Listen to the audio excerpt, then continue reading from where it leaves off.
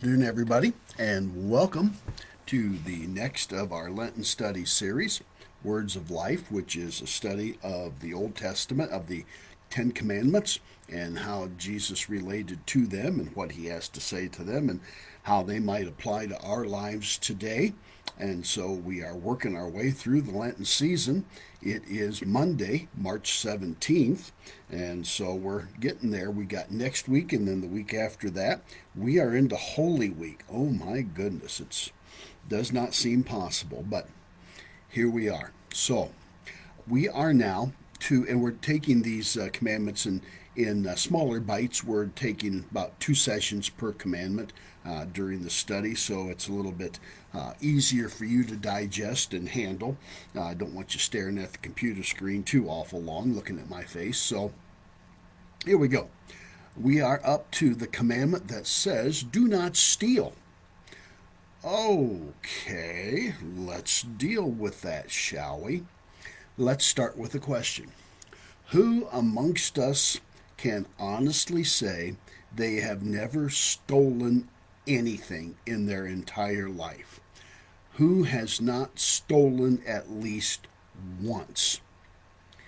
There are probably very few of you that can say yes to that question. In fact, I would suggest that if we're totally honest, none of us could say yes to that question because I would suggest that all of us have stolen something somehow, some way, at some time in our life. Examples. As a child, I was told a number of times, no cookies before mealtime. You'll spoil your dinner. And yet I found a number of creative ways to snitch a chocolate chip cookie or two prior to the dinner or the lunch hour. And what was that? Well, number one, I was disobeying a direct commandment, usually from my grandmothers. So I was disobeying and disrespecting them. But I was also stealing. I was taking something that I was told not to take. Now, that's a pretty blatant example. It was also yielding to temptation. If you had my grandmother's chocolate chip cookies, you understand that it was a temptation just too much for a little guy to be able to endure. They are very similar to my wife's, and they are also a temptation too great to endure. But speaking of my wife, she was a little bit more creative as a young person when it came to theft. She lived in St. Paul, Minnesota, up on the area known as Cathedral Hill, about a mile from the St. Paul's Cathedral there. And they, at the end of their street, was one of the local fire stations. So when the fire bell went out and the company got called out on a fire, you could hear it. And in the summertime, when they weren't in school, what my wife would do is she would go down to the fire station because they would leave the doors open and there's nobody there, and she would have a straw. And they had a pop machine in there. It was one of those ones, it was a chest, and the lid opened up, and the pop sat in there in ice cold water, and they were in racks.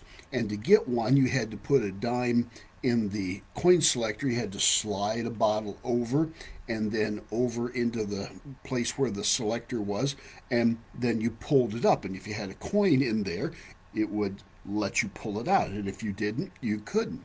Well, what she did is she would take a church key, a bottle opener, and she would pop one and she would put the straw in and she would drink it right there. And so there would be empty pop bottles in the pop machine. And she never says she never got caught. So that, and I think that's just pretty doggone ingenious and creative. But what is that? Thou shalt not steal. That is taking something without paying for it, something that doesn't belong to you. My grandfather, my maternal grandfather, I don't think my paternal grandfather ever stole anything, but my maternal grandfather, he was a character. And we would go into the grocery store in the summertime, and there'd be a pile of watermelons there for sale. And he would fuss over and look at them and smell them and thump them. You know, you put your ear against them and you thump them. And finally he would say, I think this is a good watermelon. I've thumped it. I think it is. I'm not sure, though. There's only one way to be sure. And looking around, making sure there was nobody watching, he would take out his pocket knife and he would cut a hole in the melon about the size of a 50-cent piece, as far down as his knife blade would go. And then, using the knife blade as a wedge, he would pull out that section of the watermelon. We called it a plug. And then he would eat it. And if it was good, if it was a good melon, he'd put the plug back and he'd buy the melon.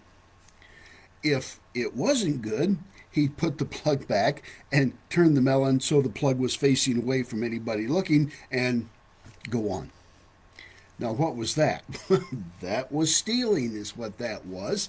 You'd say, well, at least he would buy the melon. Well, not always he didn't, and then leaving somebody else there with a an eaten out plug. That just wasn't very nice either. But again, creative way of doing things. But that's what it was like as kids growing up in the 50s and the 60s. But the eighth commandment, thou shalt not steal. You shall not steal. That one seems pretty obvious, doesn't it? And most people would agree that stealing is wrong, even though they have done it themselves. Most people will say, yeah, that's wrong, and I admit it to it. But what do you do then? So, if it's wrong, we admit it, we know it, we try to teach it to our kids. Again, when the kids were growing up and the four boys roamed the neighborhood in Lakeland, they were the terror of the neighborhood, and they would go down over the hill, shortcut down to the mall, which was about a half-mile away, where there was a drugstore and a grocery store and a few other things. And they came back one day, and Candy noticed they were all chewing gum. Well, she knew they didn't have any gum when they left.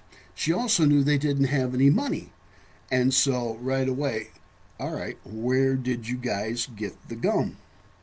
Well, it seems like the other brothers had egged number two son into stealing a pack of gum from the drugstore. And so they were all enjoying their ill-gotten gain. And so Mama marched them all right back down to the drugstore and made them pay for the pack of gum and confess as to what they had done.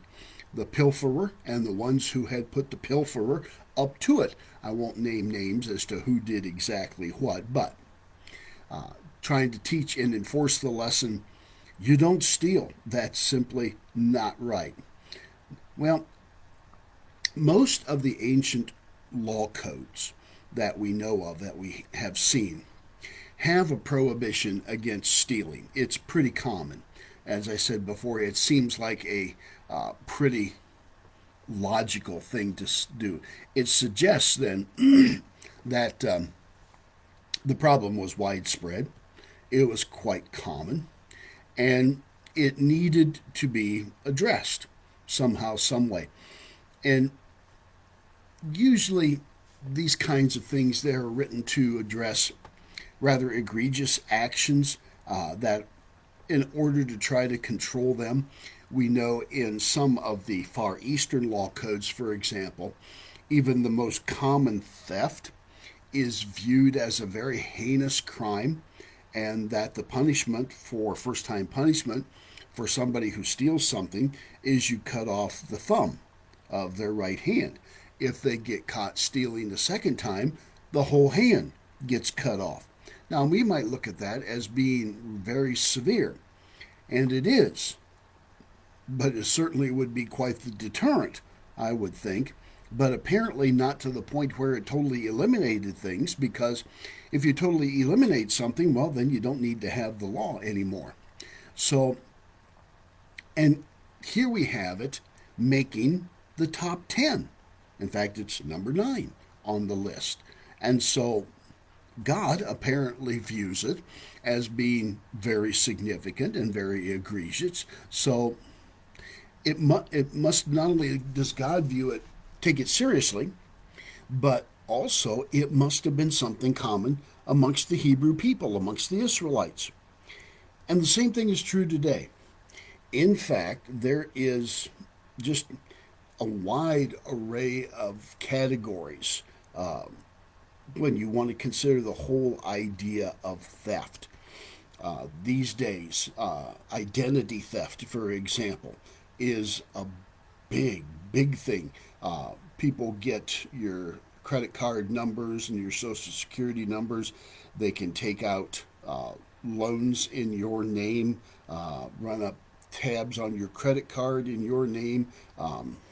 Identity theft is a huge problem these days. It seems like when we get to the point where things are becoming more and more technologically advanced, the bad guys become just as technologically advanced and figure out ways to use the system to run the game the system, as it were. So identity theft is a new thing, a big thing these days. It used to be if you wanted major league stealing, you went in and you robbed a bank or a store or something like that. Now you don't even have to leave your room. All you got to do is have the internet and a computer. So theft is the whole idea of theft. What is theft?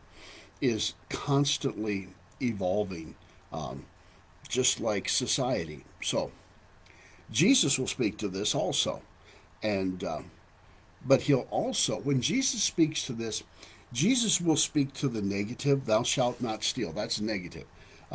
Don't do it. But Jesus will also encourage us to the opposite end of it. He'll speak to generosity and selflessness, which are the opposites. Now, sometimes people steal out of necessity. If you go to the great story of Les Miserables of Jean Valjean, who is sent to prison for 17 years for stealing a loaf of bread to feed his family. We say that's incredibly overly harsh. Yes, it certainly is. And people sometimes steal simply to survive. And it's terrible. And that's a whole nother issue in terms of the imbalance of wealth and putting people into situations where they feel like they need to do that. Other people steal because they're greedy. Other people will steal simply because they don't want to work or anything else. So, and on and go. What is the motivation? What is the rationale then for theft, for stealing? But let's look at this. Case in point. You're all familiar with the saying, finders keepers, right? Finders keepers, losers weepers. In other words, if you find something that isn't yours, but it's laying out there in the middle of nowhere and there's no one else around, you keep it, right? It's not your fault that the owner lost it. My best on that was a $20 bill out in the parking lot of a strip mall one day. This was back when I was in seminary, in fact, and I was going to go into a store for something, and I saw it blowing across the parking lot, literally right in front of me. I stomped on it and picked it up and folded it into my hand so nobody could see what I had, and started. I stood there for a while looking around, and nobody came around looking for it or saying that they'd lost something or looked like they were upset or anything. And I probably stood there 5 minutes waiting, looking around. And then after that, I decided it's a blessing from heaven. Finders keepers, losers weepers. Well, what are you going to do? You turn it into the cops? Yeah, I suppose I could have, but I felt justified. I looked for the owner. I waited for a few minutes. And I don't really know what the answer to that one is. Somebody, though, lost $20. And if I hadn't grabbed it, somebody else probably would have. Either that or there was a pond that it was blowing in the general direction of it. If it had made it into the pond, well, that would have been the end of that. So, and see, so you can justify and rationalize those kinds of actions, those kinds of things. But what do you do? In Exodus chapter 23, verses 4 and 5, this is written: When you happen to come upon your enemy's ox or donkey that has wandered off, you should bring it back to them.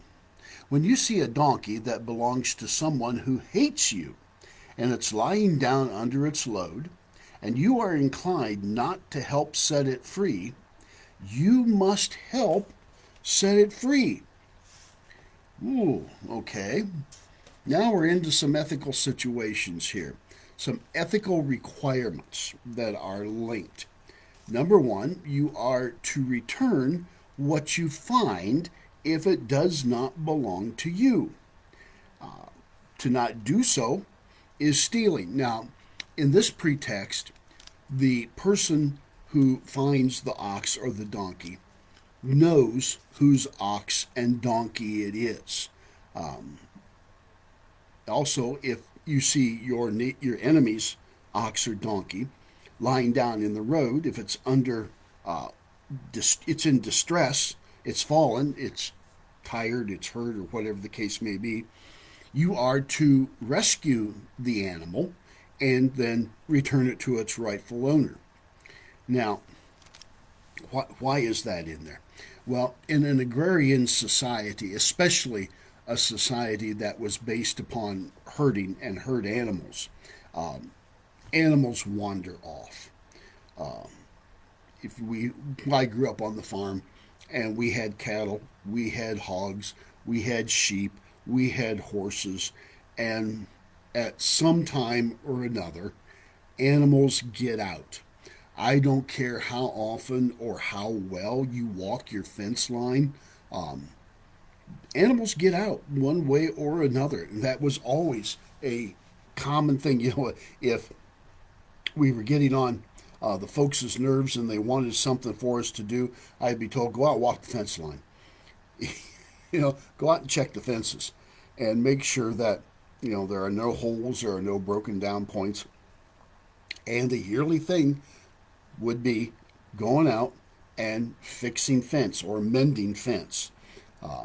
We have that expression, mending fences with other people. That's what you do. If you have a fence between you and a neighbor, especially, that's in bad shape, you go out and you mend it. Good neighbors keep good fences because you don't want your animals wandering into somebody else's wheat field or cornfield and tearing the place up, because that's exactly what animals do. They don't intend to, but that's the way it happens. And so sheep are the worst. We grew up with sheep. My paternal or maternal grandfather down the road, he had sheep, and my mother kept sheep. And sheep are the worst, especially lambs. Lambs can and will, it seems like, get through the smallest hole, the smallest break, and once they can run, and they run like crazy. And catching them, herding them, is just not easy to do. I knew that I was finally growing up, and I was getting strong, and I was fast enough to be on the track team when I could run down a spring lamb, which is not easy to do, but that's just crazy hard. And sometimes sheep will actually graze themselves lost because they have their heads down when they graze, and cows and horses will pull up a mouthful of grass, just rip it up, but sheep will nibble right down to the dirt, and that's why you have to rotate pasture for sheep on a regular basis, because if you keep them on the same piece of ground too long, they'll destroy it. All the vegetation will be gone because they nibble things right down to the dirt. But as they're moving along with their heads down, they're not looking around, and the herd can go off this way, and this one can go off that way, and all of a sudden you hear a bah! Frightened bad, because all of a sudden this sheep finds himself all alone, and their safety is in numbers and in the herd.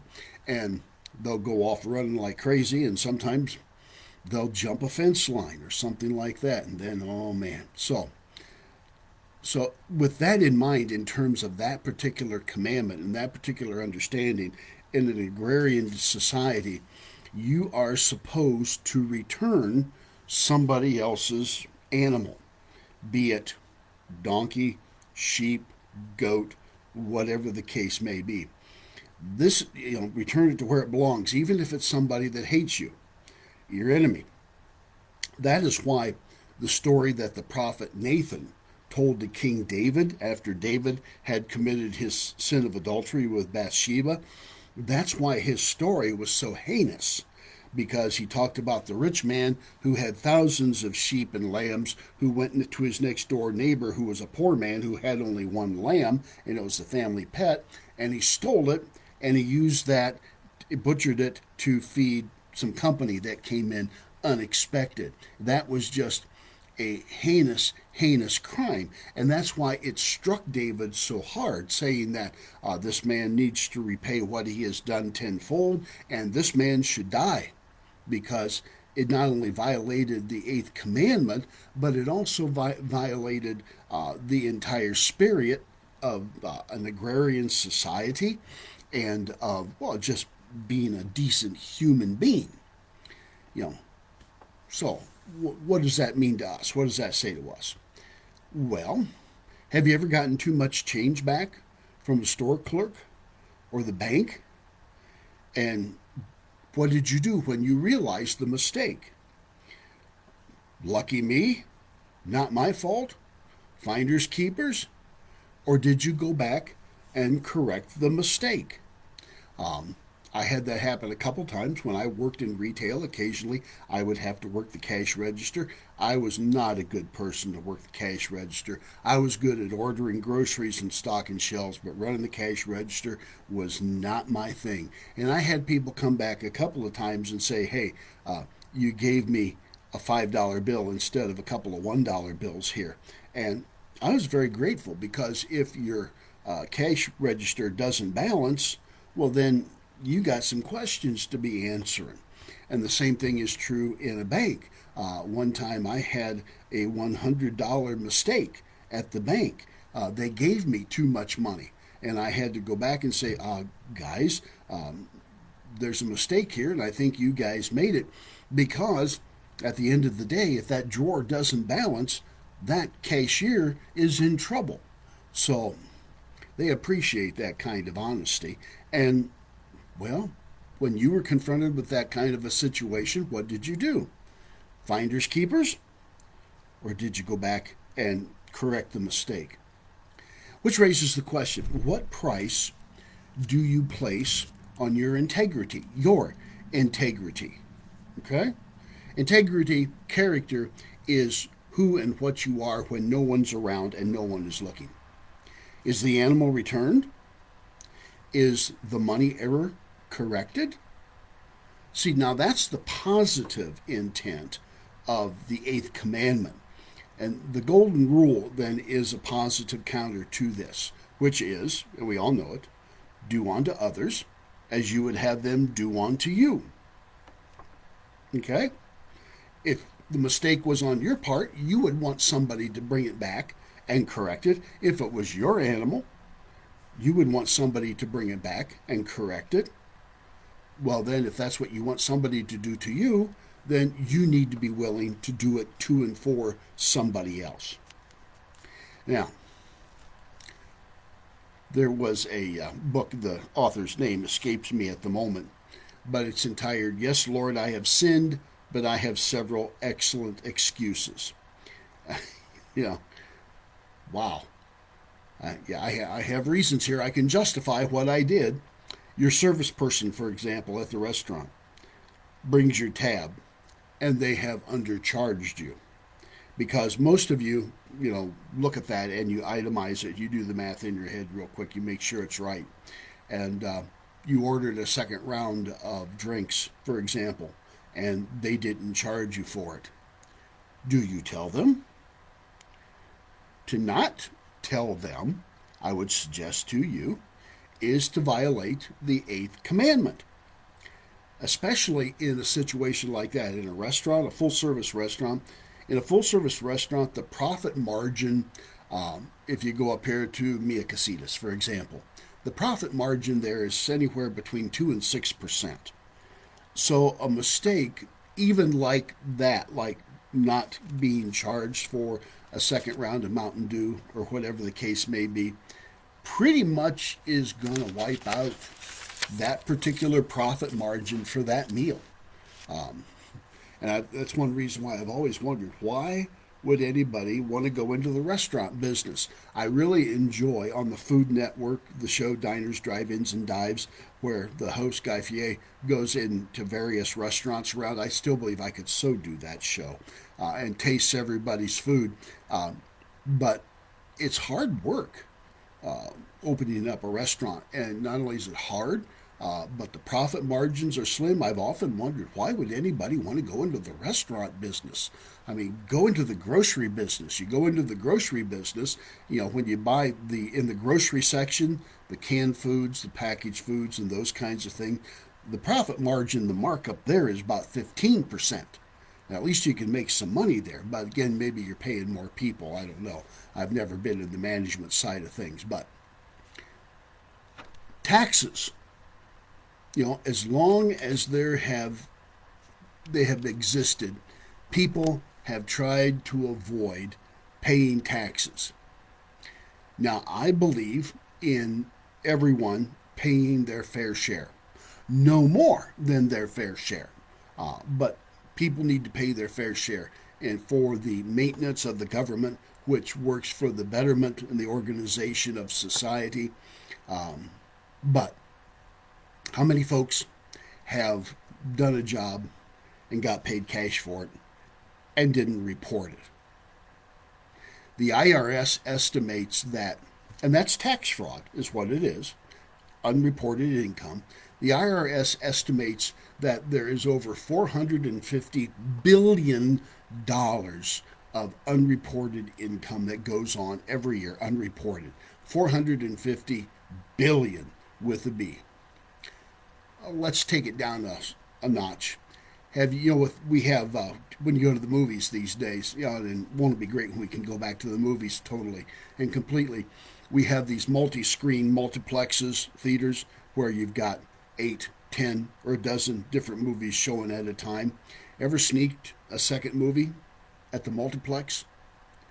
Okay. Now we're talking. That's stealing. Ever borrowed something from your neighbor? Yeah, can I borrow your hedge clippers? Sure. And never returned them? Okay. That's stealing. Ever borrowed and used someone else's Netflix account? Or any other streaming service? Using somebody else's, cell phone or computer device? Okay. That's stealing because you didn't pay for it. Somebody else is letting you use it. No, you didn't pay for it. That's stealing. Ever pirated Wi-Fi signal? Guilty as charged, Your Honor. When we were my wife was serving in Lime Springs, the parsonage at Lime Springs, we did not have internet because the signal from the library, which was just up the next block, was so strong we could pick up the library internet on modem. Now, because it was the library and would be free if I walked up there anyway, I didn't consider that stealing. But if it's somebody else's from another house, because if you turn on your wireless modem, a lot of times you'll see other accounts. Now, of course, most of those are have security, so you can't get on them. But if you could, if you did it without permission and not paying for it, that's stealing. Now, I could go on and on, but you get the idea. But how about this? Whenever you're late for a meeting, and some people, let's admit it, are chronically late, what are you doing? You're stealing time. You're stealing somebody else's time by making them sit there and wait on you. So you see, all of us are thieves one way or another. Now, You might think, oh man, you're kind of splitting hairs and getting kind of fine, drawing the line real fine here. Well, we need to. I think we need to. Now, that's as far as we're going to go on this one today, because this is actually kind of stomping on the old toes a little bit, because we basically offended everybody here today. We've accused and pointed the finger at everybody.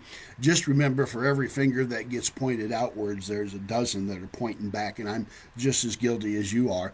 And I've tried to share some of those accounts that let you know that, hey, I'm there with you. But we're going to continue on with this whole idea of what does it mean when the scripture says, "You shall not steal." And we will pick that up on Monday at 2 o'clock. And I hope you'll join me then. If not catching it on the live stream, catch me then on the archive on Facebook.